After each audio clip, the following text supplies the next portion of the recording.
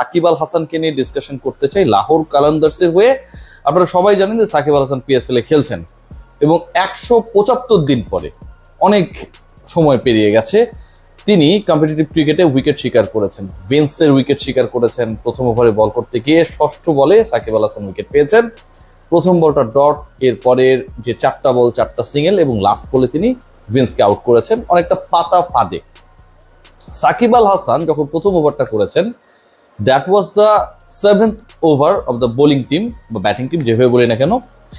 ওই উইকেট পাবার পরে সবার মধ্যে একটা মোটামুটি উচ্চাসা তৈরি হয়েছিল, আমরা যারা পিএসএল ফলো করছিলাম, যে সাকিব আল হাসান আবারও বোলিংয়ে আসবেন। অন্তত এই টাইপের বোলার যিনি প্রথম ওভারে গিয়েই রান চেক দিলেন, উইকেট পেয়ে গেলেন। আমরা যদি ফ্র্যাঞ্চাইজ ক্রিকেট লিগগুলো বা বিভিন্ন ন্যাশনাল টিমের যদি কমন প্র্যাকটিস ফলো করি, দেখা যায় কি যে পরবর্তী ওভারেই, মানে একজন বোলার তো মাঝখানে আসেনি, তার পরবর্তী ওভারে তাকে আনা হয়।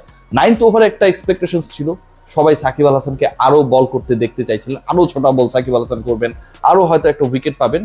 কিন্তু শেষ পর্যন্ত এভাবে অপেক্ষা চলেছে till the last over of Lahore Qalandars bowling innings. Shakib Al Hasan আর বল করতে আসেন নাই। সাকিব আল হাসান ওই 7ম ওভারই বল করেছেন, তার প্রথম ওভারটা করেছেন এবং ওই পার্টিকুলার ওভারই তিনি একটা উইকেট পেয়েছেন। আমরা যদি পুরো লাহোরের বোলিং ডিপার্টমেন্টের বিশ্লেষণে যাই, শর্টকাট বিশ্লেষণে, তারা বল করিয়েছে টোটাল 6 জন বোলারকে দিয়ে। শাহিন শাহ আফ্রিদি ক্যাপ্টেন, তিনি শুরু করেছেন। তারপরে দেখেছি সালমান মির্জা, জামান খান, সাকিব আল হাসান, মোহাম্মদ নাইম এবং হারিস রৌফ। এই যে 6 জন বোলার বল করেছেন, প্রত্যেকেই সাকিবের থেকে বেশি ওভার বল করেছেন।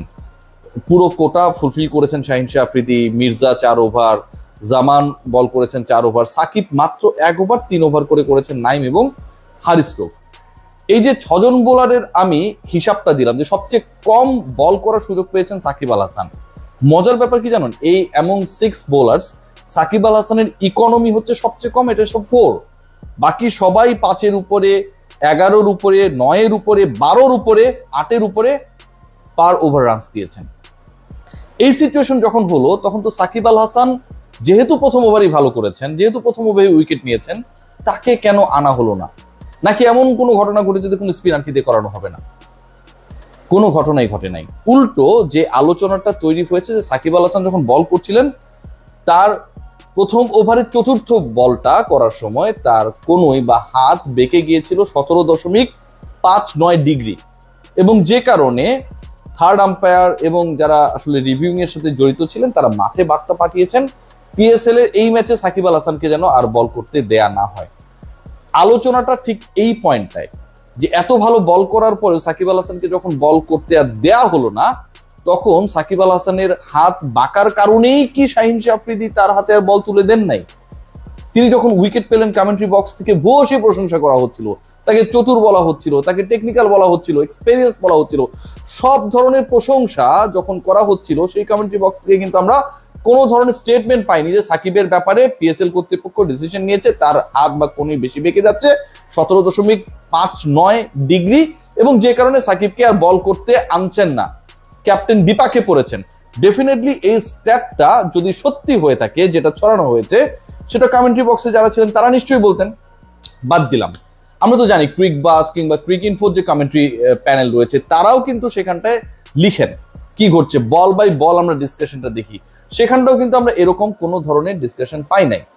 ইভেন যখন প্রথম ইনিংসটা শেষ হলো, তার পরবর্তী সময় I was eagerly waiting regarding the issue of Shakib Al Hasan, why he was not given more overs that time. সেই ব্যাপারেও কিন্তু আসলে আমরা কোনো স্টেটমেন্ট পাইনি। কিন্তু ডেইলি সান, বাংলাদেশের একটা আপনি বলতে পারেন যে প্রভাবশালী স্বনামধন্য পত্রিকার বরাতে একটা নিউজ ছড়ানো হয়েছে যে সাকিব আল হাসানের বোলিং অ্যাকশন ত্রুটিপূর্ণ ছিল।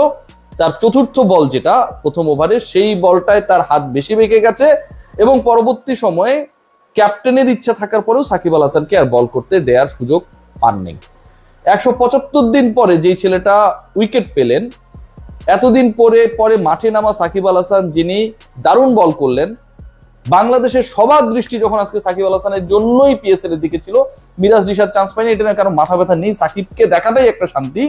সেই সাকিবকে নিয়ে এরকম মিথ্যা প্রোপাগান্ডা ছড়ানোটা কতটুকু যৌক্তিক ছিল?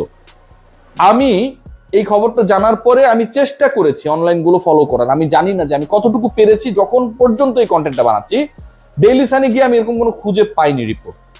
তারা একটা রিপোর্ট করেছে, সেটা হচ্ছে যে বাংলাদেশ দল যারা পাকিস্তানে সফর করছে বা করবে, 3টা টি-20 খেলবে, সেই পার্টিকুলার টি-20 সিরিজটা অনেক কম্পিটিটিভ হবে। সাকিব বাংলাদেশ সম্পর্কে, তার সতীর্থদের সম্পর্কে খুব ইতিবাচক কথা বলেছেন, হাই নোটে আলোচনা করেছেন, কিন্তু ওখানটায় কোনো নিউজ পাওয়া যায়নি যে সাকিব আল হাসানকে আজকের ম্যাচে 1 ওভারের বেশি দেওয়ার সাহস ক্যাপ্টেন পান নাই।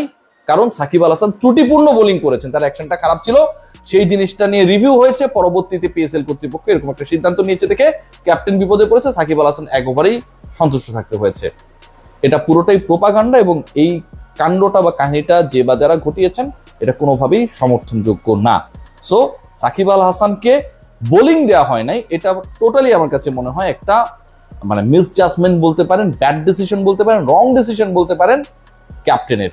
বাঁহাতি ব্যাটার থাকলে বাঁহাতি বোলারকে বল দেওয়া যাবে না, এই তত্ত্ব মেনে যে দলের ক্যাপ্টেন্সি করেন তার সাথে বাংলাদেশের থিঙ্ক ট্যাঙ্ক হিসেবে যারা কাজ করেন বোদ্ধারা, তাদের খুব বেশি পার্থক্য নেই। এবং লাহোরের যে দলটা আসলে বাংলাদেশকেই ফলো করে, আজকে তাদের ফিল্ডিং দেখে, তাদের চর্বিযুক্ত মাখনযুক্ত হাতে যেভাবে স্লিপ হচ্ছিল একটার পর একটা ক্যাচ, সেটা দেখেই বোঝা গেছে। সবাই ভালো থাকবেন। তবে সবাইকে জানিয়ে দিই যে এই ঈদে শাওমি নিয়ে এলো 10 কোটি টাকার ঈদ উপহার। শাওমি স্মার্টফোন কিনলে আপনারা পেতে পারেন 5 লাখ টাকা, পেতে পারেন মাল্টিডোর ফ্রিজ, পেতে পারেন এসি, কিংবা 3000 টাকা পর্যন্ত ক্যাশব্যাক। এই ঈদে শাওমির 10 কোটি টাকার অফারে সেলিব্রেশন হোক আরো বেশি করে। সবাই ভালো থাকবেন। Take great care.